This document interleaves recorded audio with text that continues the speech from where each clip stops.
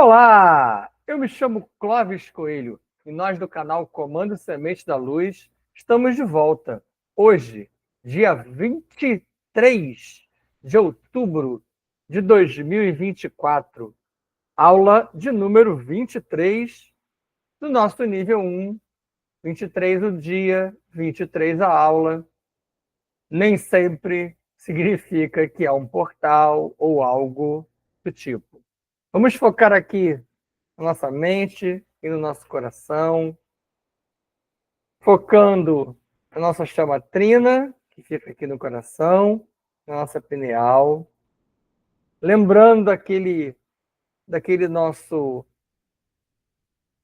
plano mental, na nossa tela mental aqui na frente da pineal, e vamos iniciar com aquela nossa respiração de 17 segundos, inspirando, retendo por esse período sugerido e expirando, usando o diafragma e o períneo para expulsar aquilo que não te serve mais.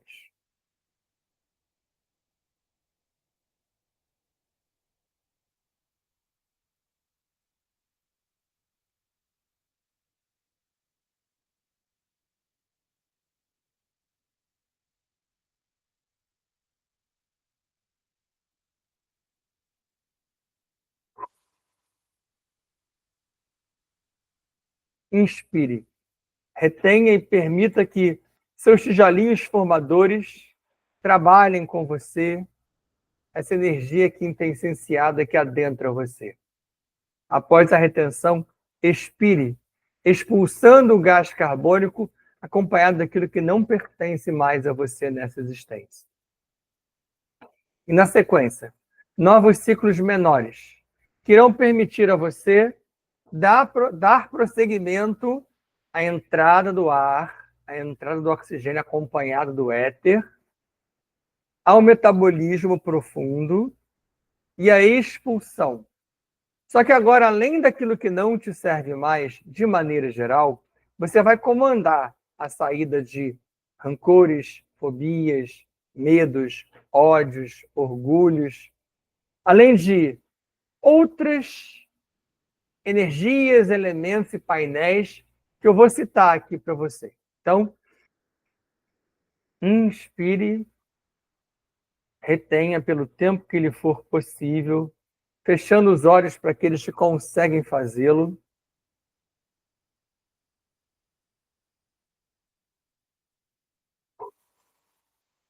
E expire. Além de rancores, mágoas, fobias, medos, orgulhos, ciúmes, coloque para fora gaiolas, pactos, votos, batismos, dispositivos umbralinos, chips, miasmas, implantes, cadeados que até então aprisionavam você, que aprisionam grande parte do gado, da massa de manobra. Mas você, vinculado a trabalhos como esses e como muitos outros, provavelmente está se depurando. E essa é a ideia.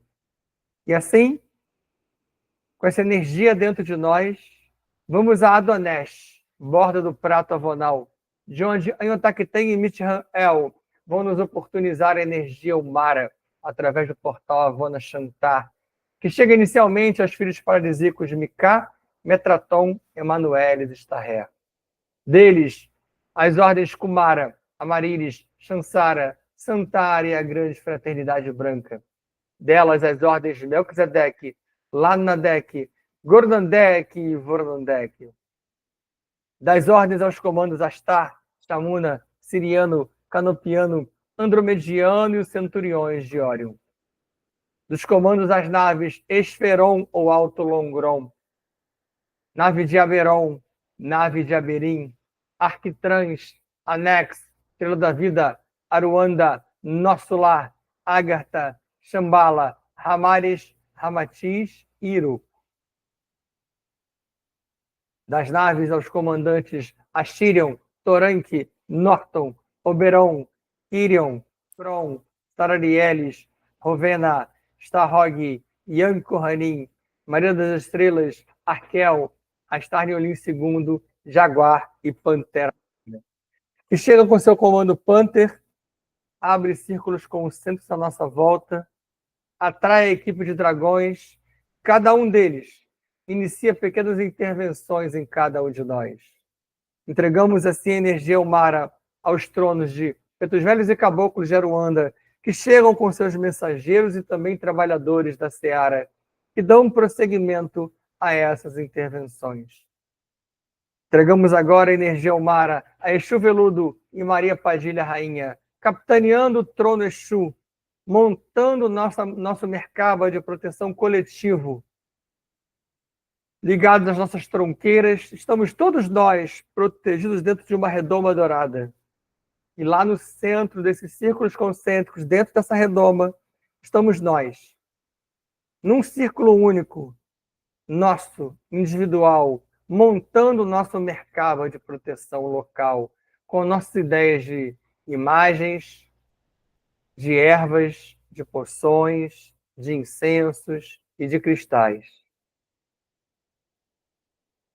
Desta forma, vamos nos ligar a Gaia, Pachamama, Nanamburuti, e solicitar a ela e aos 7 dragões Elohim Kumara a ascensão da energia telúrica e do cristal orgânico Astrastone, que ascende até as solas dos nossos pés, tornozelos, joelhos e quadris, ancora no chakra básico, o Muladhara, que se liga ao corpo átmico lá no tríade superior e traz para cá a energia do Kundalini, que começa a ascender por dentro de você, como 2 serpentes douradas até o coração, chama trina, ligando o motor Taurus, ascendendo até a pineal, encontrando a parcela de energia Umara que ali estava, para uma simbiose quântica que se dá, abrindo seu terceiro olho, sua terceira visão, ampliando suas possibilidades e exuldando pelo chakra da coroa, ampliando ainda mais a nossa enorme malha toroidal. Kan Sampam, Kan Sampam, Kan Sampam. Jai Jai Shivam, Shivam Kara. Jai Jai Shivam, Shivam Kara. Hareum, Hareum, Hareum Kara. Hare Hare, Hare Hare, Om Kara. Assim é. Assim está feito.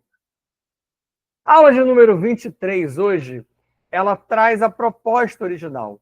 E a gente vai entender um pouquinho mais sobre essa proposta quando eu começar a explicar para vocês. Só lembrando que a gente vem tratando de períodos muito anteriores ao nosso atual. Se você olhar na aula de número 1, a gente vem voltando no tempo, indo lá para o período anterior ao nosso universo, anterior à nossa Terra, anterior a muitas coisas que eu trato, por exemplo, na palestra e tratei até na aula de número 0. Tá bom? Então vamos entender essa proposta original. A ordem Voronandek estabeleceu um plano temporal de 1 bilhão de anos para as primeiras bases genéticas se manifestarem na fisicalidade, e tais bases foram então, antes de entrar no então, observa que esses seres, ordens, hierarquias, elas estabelecem planos. Não é uma coisa certa, não é uma coisa exata. São projetos. E é como eu já venho explicando para vocês, como há o inusitado, como há a ocorrência de diversas coisas, eventos que não estavam no plano ou no programa, nem sempre aquilo se segue à risca. Então, essas bases, elas foram codificadas em mundos dos anciões cósmicos, que nós também chamamos de anciões dos dias, como o fundamento das primeiras raças cósmicas. Então, estou voltando muito lá atrás. Essas raças eram as raças dos Elohins ou engenheiros siderais. Michael formatou as primeiras bases genéticas com essas ordens: Voronandek, com Emanuelis e Starré, que representavam os primeiros passos do quê? Da estruturação da raça adâmica, a nossa, em Avona, ainda em Avona, dentro do universo interno dele. Que universo é esse? Adonesh, o universo primordial Adonesh, de onde A gente fala sempre no início do ancoramento, a gente traz Mitch-El e Anhiotaquetem. Tá? Então, esse universo é ainda na borda do prato avonal, na faixa que a gente chama de Avona. Beleza? Porém, Anhotak e outros como Dara-Odesh, esse aqui não havia sido dito para vocês ainda, muito antes desse tempo, já articulavam para a geração das próprias bases genéticas, que seriam estabelecidas em diversos outros sistemas. Tá? Aqui uma imagem ilustrativa de um ser obviamente humanizado. Esses seres que eu citei aqui não têm esse aspecto, trabalhando essas primeiras bases genéticas. E as bases genéticas de Mitch-El são essas que a gente vai ver aqui agora. Tá? Então, Mitch-El, os Voronandek, uma ordem, Emanuelis, Staher, 2 filhos paradisíacos. O Mitch, ele é filho primordial. Engendraram, então, uma raça com genomas de filhos paradisíacos, de Emanuelis e Staher, que estão aqui presentes. O próprio Micah vai entrar também nessa contenda, nessa empreitada, perdão. Esses genomas foram inseridos em espaços como os castelos, com milhares de ambientes que cada filho primordial possui em Avona. Então, os filhos primordiais, como eu citei, Mitch-El e Anhiotaquetem, existem mais, eu só trabalhei com esses por enquanto aqui no nosso canal. Eles possuem castelos. É uma maneira de falar, tá? É completamente diferente da nossa ideia propriamente de castelo, mas é o mais próximo que dá para ilustrar para vocês aqui. Então, esses castelos possuem, como aqui nós possuímos casas enormes, casarões com muitos quartos, são castelos com milhares de ambientes, que cada um desses filhos primordiais possui em Avona. Todos com enormes proporções cósmicas e acessos multidimensionais. Então, ali foi engendrado esse primeiro genoma dessas primeiras raças. E aí, era uma raça que eles bolavam capaz de realizar o quê? Mutações e desdobramentos. Aqui serve para você lembrar que eu venho falando sobre isso muito com vocês nas palestras, tá? Lá no finalzinho eu vou fazer uma OBS. Nunca vistos antes, tá? Condição fundamental para que ocorresse o quê? O início das disputas pelo desenvolvimento e pela evolução das raças que viriam adiante. Então, os próprios filhos paradisíacos que se seguiram, que entraram nos projetos, começaram a disputar esse acesso a esse tipo de genoma, a esse tipo de material. E também o quê? A frequente busca pela miscigenação racial entre as diversas formas de vida, para que, com essas mesclas, se pudesse identificar, ou criar, ou gerar, ou produzir uma raça que fosse mais próximo do ideal.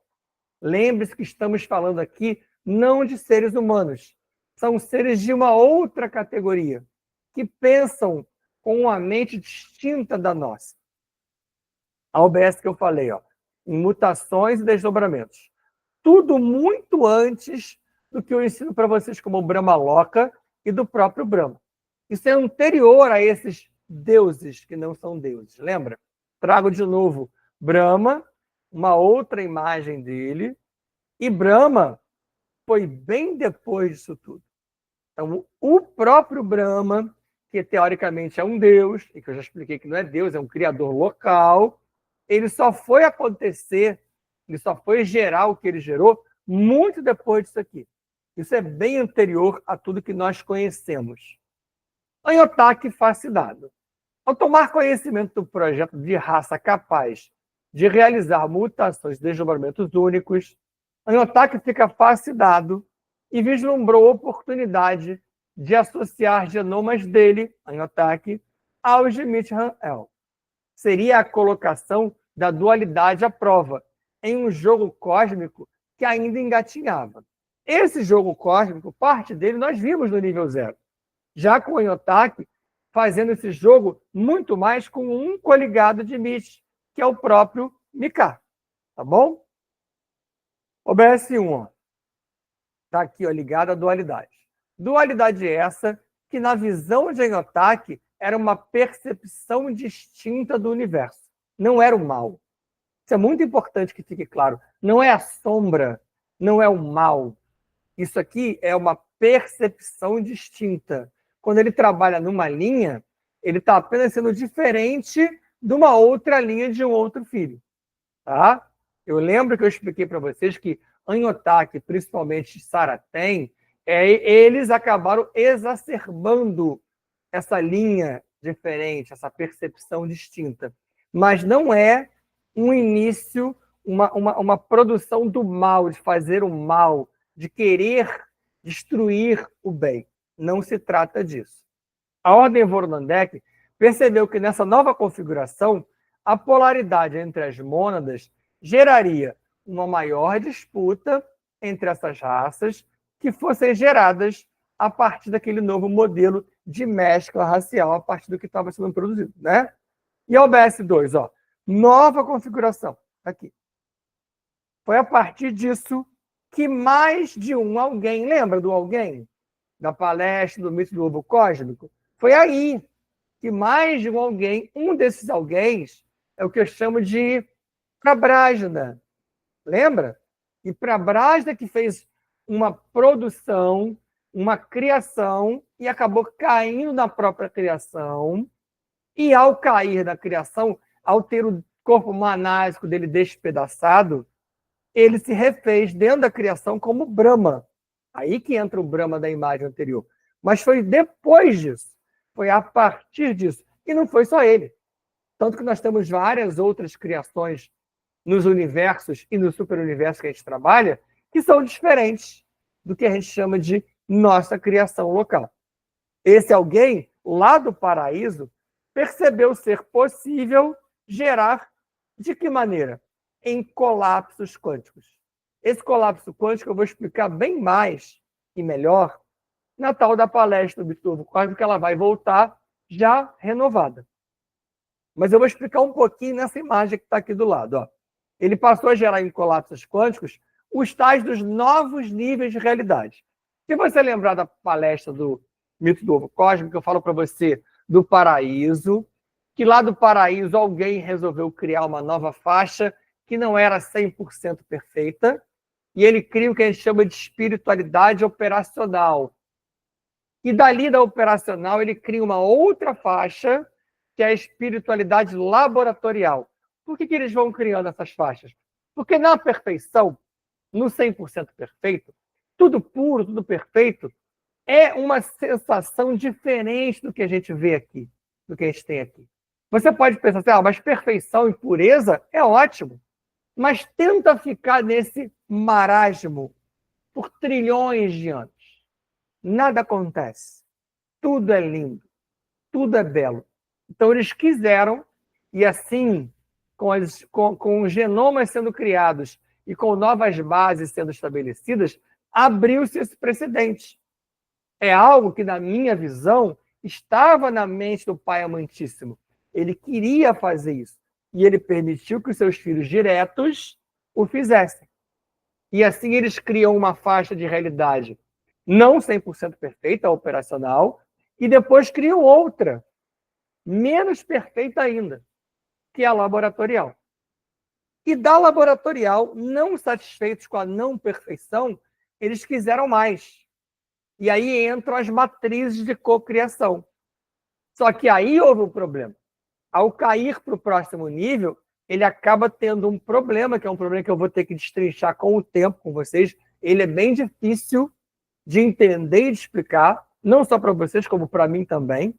Então, aos poucos, eu estou tentando trazer informação para você entender isso aqui. Então, olha a cebola que está ali do lado. Ó. Eu sempre coloquei imagens para vocês com aquela ideia de Avona, no centro, lembra? Ilha do Paraíso, universo central, no centro. E para fora, ele expandindo. Só que, na realidade, quando a gente fala de colapso quântico, o colapso quântico não é para fora, ele é para dentro. A gente tem que entender melhor como sendo a cebola. A casca de cebola, casca não, olha, as camadas da cebola, Então está aqui, ó, o paraíso é a camada mais externa, está aqui fora. Como se aqui fora fosse o paraíso. E aqui dentro, lá no centrão, os universos gêmeos estão na camada mais interna. Brahmaloka e Buloka, ou Brahmaloka e Nébado. Aqui no meio. E aqui nessas outras faixas é que vem o que eu falo de operacional e depois laboratorial, e para dentro do laboratorial que começa a criação dos universos mais internos. Então nós estamos dentro do que seria um paraíso fora. Percebe quando eu falo para você, até aquela ideia de alto e baixo, ela é errônea, porque é uma necessidade nossa. Acho que a cebola cortada ao meio talvez dê uma ideia muito rudimentar, é claro, do que é, de como ocorre um colapso quântico. E entra o Conselho Voronezh de novo, ele está desde a primeira slide de hoje, lembra? Por quê? Porque esse Conselho Voronezh que ficou responsável por autorizar ou não o andamento desses processos. E mesmo com as possíveis disputas que eu citei em slides anteriores, o Conselho Voro viu como importante essa mescla, daí que eu entro com a lógica de, obviamente, o Pai Amantíssimo, o Deus Pai e Mãe, a trindade máxima do paraíso, desejava isso, ou no mínimo autorizou essa possibilidade, porque o Voronezh autorizou. E autorizou o quê? Que ambos os lados, quais eram os lados aqui? O lado de Enotaki e o lado de Michael. Que ambos os lados realizassem estudos, e a partir desses estudos foram criados 12 genomas conjuntos nas frequências mais densas dos universos locais. Lembrando que as mais densas dos universos locais nessa época não eram a 4D. A 4D é a mais densa hoje. Eles foram chegando para cá, para 4, 5, 6, de cima para baixo, é claro, mais recentemente. Mas eles estenderam para as mais densas possíveis na época. Surgiram, assim, as primeiras super-raças de mutantes, com ampla capacidade de adaptação em planetas extremos. Está aqui, ó, um exemplo de um orbe extremo, com atmosfera pesada, com muito metano, muito nitrogênio e outros elementos que nós não conhecemos, ou que até existem na nossa tabela periódica, mas que a gente não vislumbra como sendo possível estar naquela condição de gás ou de líquido. Tá? A coisa é muito mais ampla do que nós podemos entender no momento, iniciando assim a colonização de orbes similares, não iguais, mas similares à Terra, há 1,2 bilhões de anos, no período da última expansão gravitacional de Havona. Com 40% do genoma Michael, as raças foram espalhadas pela ordem Mika, a ordem Mika espalhou essas raças, pela associação entre Mika e Emanuelis, e pelos grupos de Enotaki. E eles espalharam isso no primeiro momento aonde? Nos 144 superuniversos. Então, olha que amplitude, aqui que distância chegou isso. Sendo que não houve confrontos nesse primeiro momento, justamente por quê? Devido à distância entre os primeiros orbes. Então, hoje eu fui muito lá atrás. Não dá para dizer que é no início da criação, porque assim, Havona e o Pai Amantíssimo, eles são incriados. Eu sei que isso é um tanto quanto difícil para a gente. Eles já existiram desde sempre. Mas é a partir desse momento que começa a criação propriamente. Mas claro que antes disso, a Havona já tinha feito outras expansões. Essa aqui, ó, olha como está aqui, ó, é a última expansão. A que mais nos afeta, mas é a última e, consequentemente, a mais recente. A imagem final, ela mostra o que seria, tá? É uma ilustração, essa última expansão de Havona. Então, imaginemos que aqui que eu chamo de borda do prato avonal, ó, que aqui fora estão os 1 milhão de mundos, e aqui seria essa última expansão de Havona, emitindo essas bases genéticas, esses genomas, esses seres, essas buscas em várias direções. Só que lembrando que, olhando para a cebola, isso é para dentro. É um colapso quântico, e o colapso quântico ele é para dentro. Ok? Kan Sham Fam. Kan Sham Fam. Kan Sampam. Jai Jai Shivam, Shivam Kara. Jai Jai Shivam, Shivam Kara. Hareum, Hareum, Hareum Kara. Hare Hare, Hare Hare, Om Kara. Assim é, assim está feito. Fiquem em paz, beijo no coração de vocês, abraço fraterno e amigo. Eu prometo a vocês que nas próximas aulas desse nível e nas palestras, sobretudo do mito do ovo cósmico, e as que eu falo sobre avatares, ou sobre DNA libertário, ou sobre mitologia, eu vou começar a aprofundar esse colapso quântico, que é para dentro. Cada vez trazer mais esses nomes, essas nomenclaturas, essas ideias, para vocês se habituarem com esse linguajar. Ok? Até o nosso próximo encontro, que já será na próxima sexta, com a próxima palestra que pela frente virá. Até lá.